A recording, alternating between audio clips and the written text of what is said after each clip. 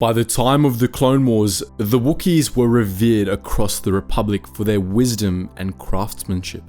But unfortunately, the Wookiees hadn't always gotten the respect they deserved.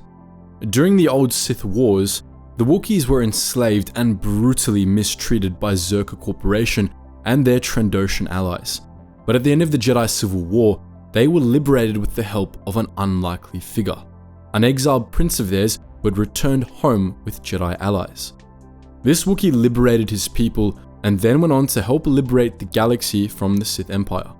His name was Zalbar, and in this video, we'll be telling his story.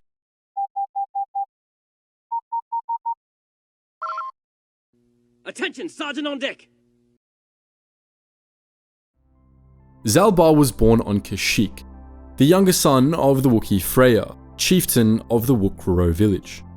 He and his elder brother, Chunda, lived their early lives as Wookiee princes. Their father was a stickler for tradition, and he made sure his sons knew the legends and rituals of the Wookiees, teaching them to hunt and survive in the dangerous Shadowlands, the dark floor of Kashyyyk's planetary forest. Zalbar and Chunda both earned plenty of renown in Rwookrrrorro once they came of age, filling Freya with pride. But everything changed when Czerka Corporation attacked. They set up shop not far from Rwookrrrorro and they began kidnapping Wookiees to take as slaves. At first, they only took individual Wookiees whom they ambushed while they hunted in the Shadowlands, but before long, Czerka began expanding its operations. As they did so, they enlisted the help of some of the more duplicitous Wookiees, paying them to lead their fellow Wookiees into Czerka traps. One of these Wookiee traders was none other than Chunda, Zalbar's brother. When Zalbar learned of his brother's contract with the slavers, he understandably lost it. In his fury, he attacked Chunda with his claws, thus breaking one of the Wookiees' most important honor codes. Wookiee tradition forbade the use of claws as weapons, and the Wookiees who broke this rule were named Madclaws and considered no better than animals. When Freya found out about his son's fight, he refused to believe Zalbar's claims of Chunda's betrayal and banished his younger son from Rwookrrrorro, branding him a Madclaw. Zalbar was forced to leave Kashyyyk altogether, while Chunda got off scot-free, allowing him to continue his dealings with the Czerka slavers. Zalbar wandered around the galaxy for a while before ultimately ending up on the city planet Taris. As a non-human, he was forced to live in Taris' lower city, a grimy slum dominated by swoop gangs. One of these gangs, the Black Vulkars, took an interest in Zalbar, and one day, a few of the gang's members began harassing the Wookiee in the streets, trying to provoke him into a fight. Zalbar, still grieving over his banishment, only wanted to be left alone, and he did his best to ignore the Vulkars' jeers. But the situation attracted the attention of Mission Val, a young Twi'lek street urchin who wasn't quite as keen as Zalbar on giving the Vulkars a break. Mission screamed at the Vulkars to leave Zalbar alone and ran over to help, only to get bowled over by the first Vulkar she tried to fight. This sent Zalbar right over the edge. With a roar, he picked the Vulkar off the ground and nearly throttled him, causing the others to scatter. Zalbar stayed by Mission until she recovered, and the two of them stuck together after that, becoming fast friends. The two made a good team. Though she was only 14, Mission was an expert slicer, a skilled lockpick, and she knew the lower city like the back of her hand. What she lacked in raw strength, Zalbar more than made up for. Zalbar kept Mission safe, and Mission kept both of them entertained with escapades across Taris' seedy underbelly. They became allies of the Black Vulkars' rival swoop gang, the Hidden Becks, and they spent their days exploring and helping people. One day, they bumped into two humans from the upper city in Javiar's cantina, decorated Republic war hero Carth Onasi and amnesiac Revan. Shortly after this first meeting, they went to do some exploring in Taris' dangerous undercity where tragedy struck. The pair were jumped by Gamorrean slavers, and though Zalbar was able to help Mission get away, he was ultimately captured and taken to the slavers' hideout in the undercity sewers. Distraught, Mission ran to Carth and Revan for help.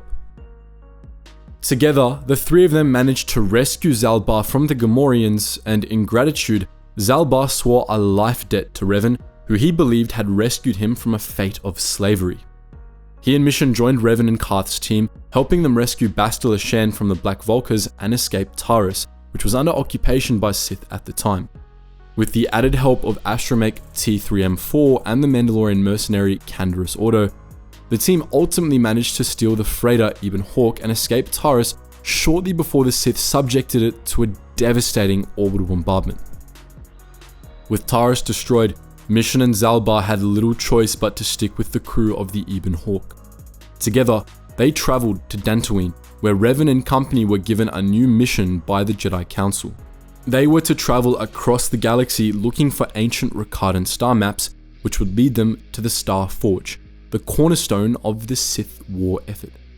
As it turned out, one of the planets they had to travel to as part of this quest was Kashyyyk. Zalbar had mixed feelings about returning home, especially when he learned that the Ibn Hawk would be landing in Rwookrrorro. Still, he continued to follow Revan, and after many years in exile, he returned to his home village. There, he found that the situation had deteriorated since he left. A few years after his exile, Freya had discovered Chunda's treachery and had a similar reaction to Zalbar, but Chunda had prepared for this inevitability, spreading rumors that his father was starting to go mad.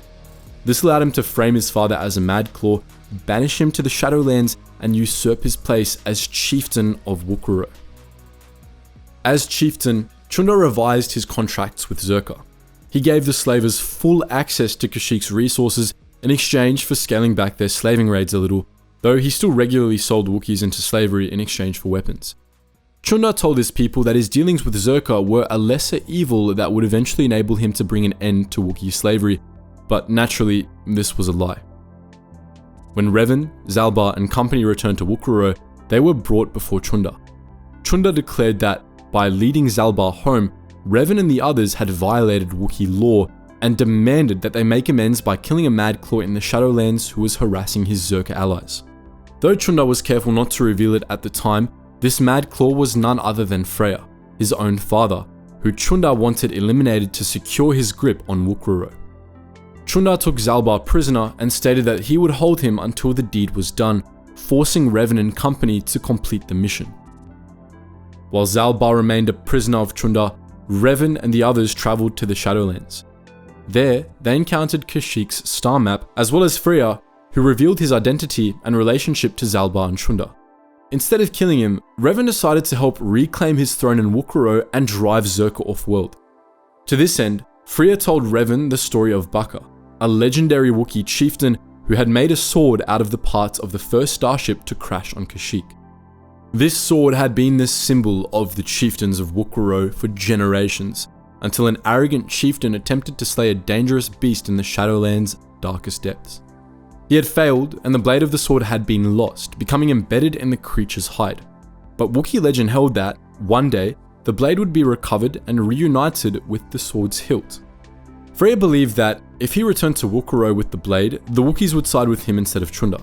Revan tracked down and slew the ancient beast, a fearsome Tarantatek, and returned the missing blade to Freya. Revan and Freya returned to Rwookrrrorro with Baka's blade, and Wookiees loyal to Freya spread news of his return across Kashyyyk. In the Hall of the Chieftain, Revan and Freya confronted Chunda, his loyalists, and his Czerka allies. After some consideration, Zalbar forgave his father for his exile and sided with him against Chunda. Battle ensued, and Freya, Zalbar, and Revan ultimately emerged victorious. Chieftain, once more, Freya apologized to Zalbar, revoking his exile and welcoming him home. Zalbar ultimately decided to keep traveling with Revan, at least until his life debt was fulfilled, as he had only just begun to feel at peace with himself again and believed he needed more time wandering to sort himself out.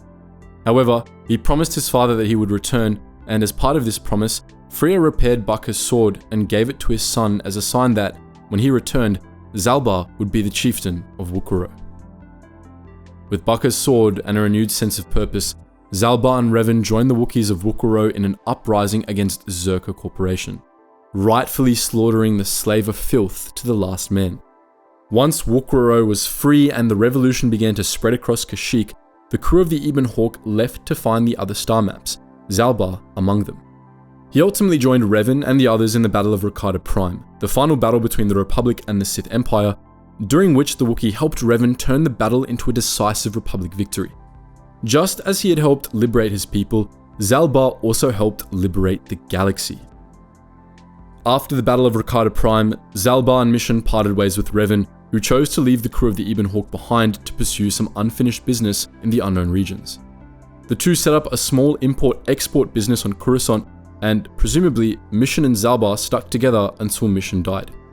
After that, or perhaps before, Zalbar returned to Kashyyyk, becoming chieftain of Rwookrrrorro. Over the millennia, Zalbar's humble village grew exponentially, eventually becoming a great treetop city. Its rulers, Zalbar's heirs, ultimately became the kings of all Kashyyyk, ruling wisely and harboring no tolerance for slavers. In case you hadn't already guessed, Zalbar wasn't the only famous native of Rwookrrrorro. Millennia after Zalbar's time, it was home to none other than Chewbacca. Perhaps they were even related. After all, Chewbacca's family was pretty prominent among the Wookiees.